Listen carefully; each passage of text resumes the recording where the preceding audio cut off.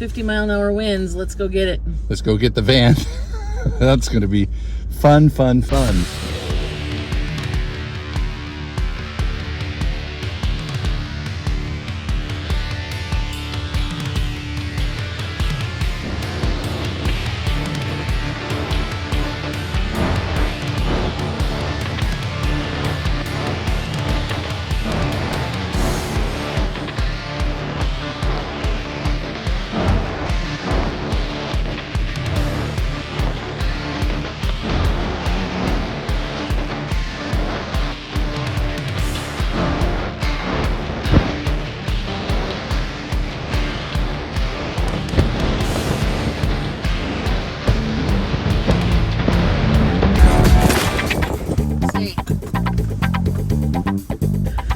Hi.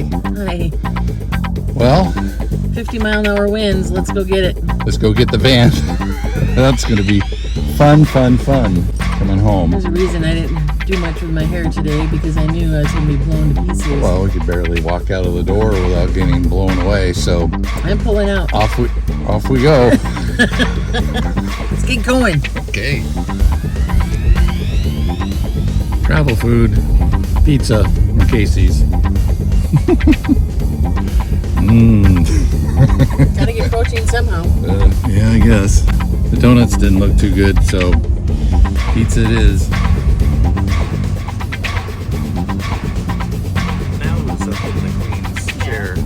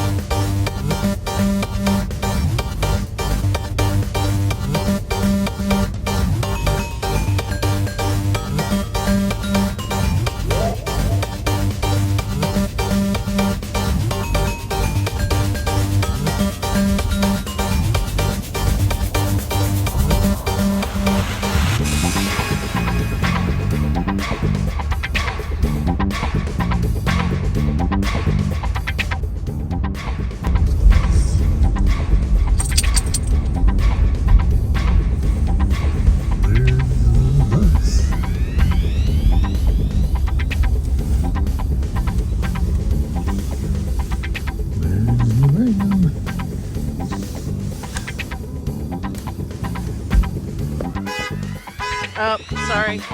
Here. That's the dogs. All right, we're finally back here with Shawn from Soda Solar. That's Minnesota Solar. And we gave him a challenge, that's for sure, in dealing with our van. So, Shawn, thanks so much for all the efforts in getting things done. We'll kind of go through and explain what he's been doing the past 7 days and go through some of the upgrades for the van. Sure. All right, well, let's go inside and check it out.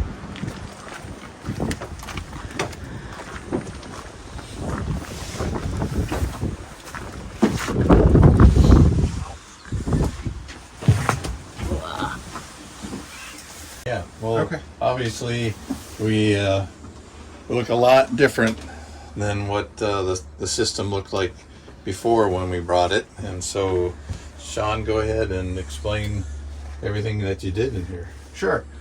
I actually had no idea what it looked like before, but I like to think it's better.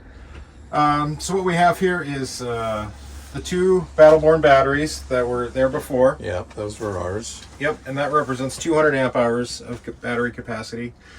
And then we built a custom 560 amp hour battery here, which takes up a lot less space. It has the Dowley BMS on here, active cell balancer, because the balancers in these aren't all that great, but a lot of people do. This is pretty standard. And this is all constructed out of 2020 extruded aluminum, very similar to the rack that is up on the roof, just this is half the size of it. And this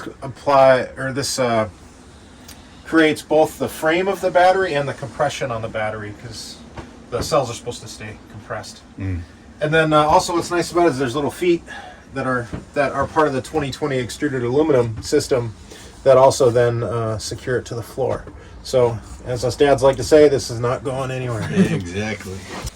So then, let's start with, I guess, some of the other upgrades that we did.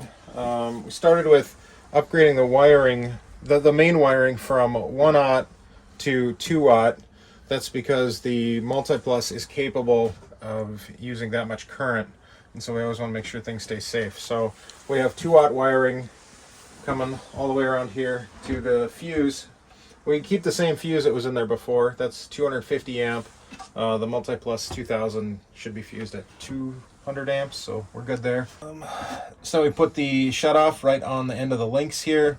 The BMV 712 connected right to the end of the links as well. This is a really efficient configuration that I can't say that we came up with the idea, but I think we popularized some of it. I've been seeing it more and more. We have a video out there. And the other thing that we do is we build a custom voltage adapter cable that enables the lights on the links distributor. A lot of people pay for these, but the LEDs in here don't actually work. And what's nice about them is the whole point is if it's green, everything's good. If there's a problem with it, if there's a problem with any of the fuses, they will indicate red, and then the main power light will also turn red, letting you know not only is there a problem, but where the problem is, which is very important. Especially, it seems like problems tend to show themselves at the worst times. It sounds like you guys had some problems before with the next bit. The other little thing we did, and Explorers.life, I think really popularized this, is using these, there's terminals on the back side of the links here. We just went off of that and then used an existing breaker that you had to protect the main 12-volt system. So here are all of your fuses for the lights, all of your 12-volt loads. And this was in place before. We just pulled it out of that compartment where it was before, pulled it out to here so you can access it if or when a fuse blows. Then next we added a breaker panel. Currently I have the 20 amp off, but we did a 20 amp circuit and then the existing 15 amp circuit. So the 15 amp one is everything that's existing. The 20 amp is the new line that's ran. The reason why I did a 20 amp line there was, I know you didn't ask for it, but being that it was a kitchen outlet, you may want to use induction cooking or something like that, and just running the heavier gauge wire makes sense, and that's what I would do. And then your existing 30 amp charge controller,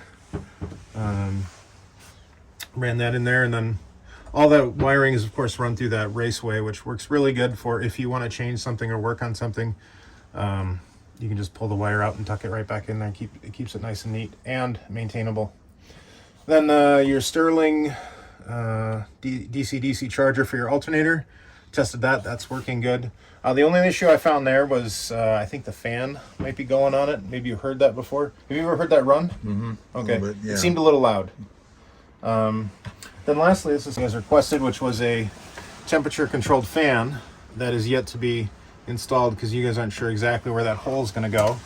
But the way this works is it's a PWM pulse width modulation fan controller. There's the little directions on the back for how to configure the dip switches for when the fan basically goes from normal mode like it is now to full on mode.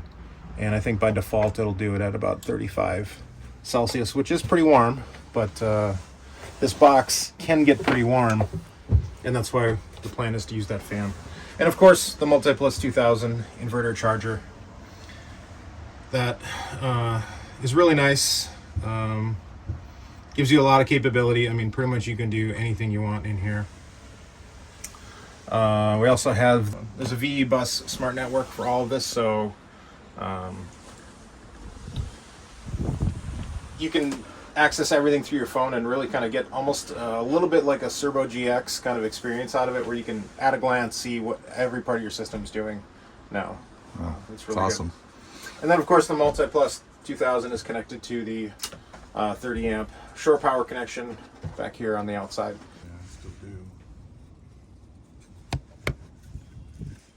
So what questions do you have? Yeah. How does it work? I have no idea. Okay. I wish I was you, because it's like I have no idea what all of this stuff is. So I mean, I got it from before. I mean, I have the gist of it in my brain, but it just seems like a lot, obviously, more complex than it ever was. So. You for recording, but if one of you has a phone available. Okay, so this is the Dali BMS app. So, because this is a series battery, we're going to click on series, and we got to wake this guy up. Connect to it there. So that's the current state of your battery. Mainly, what's important here is it kind of can act as a sanity check to your other battery monitor, the Victron one. It should be somewhat similar. The other thing that's important about it is it'll tell you your cell voltages, and they're pretty darn balanced and close there at 3.64 or 5 or so. At that high state of charge, that balance level is really good.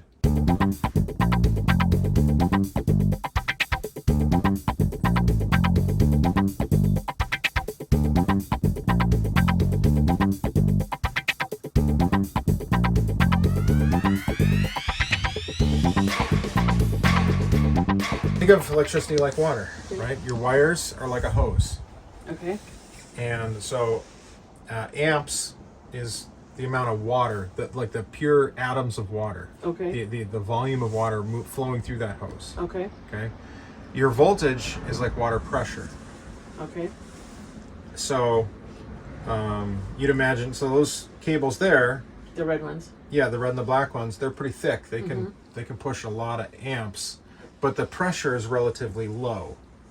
That's why they need to be so thick, because a lot of energy needs to or water in this case, needs to go through them.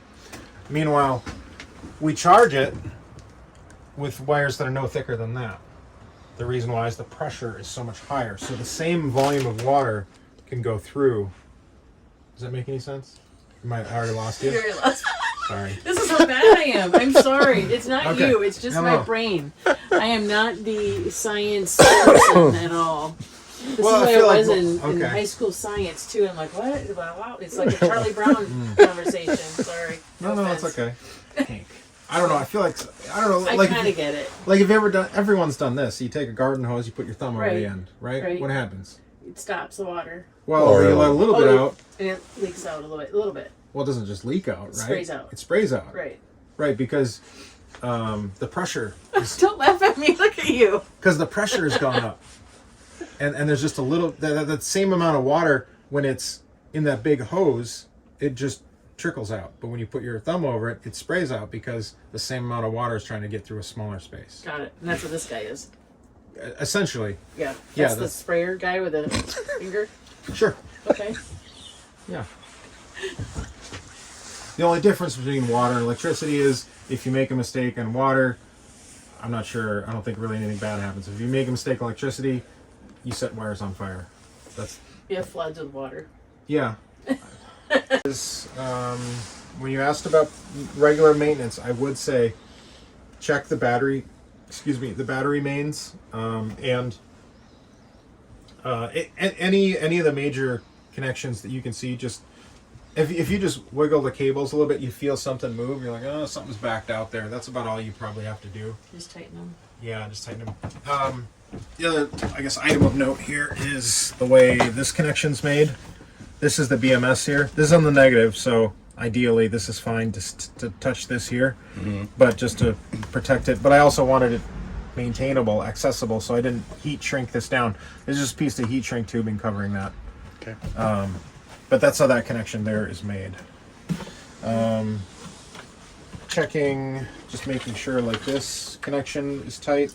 It shouldn't back out, but make sure that that is good and tight. That's just a, That's your 3D printer. that's a guy. 10 millimeter. Yeah, I 3D printed this. That's pretty cool. We watched that video last night. Oh, that's right.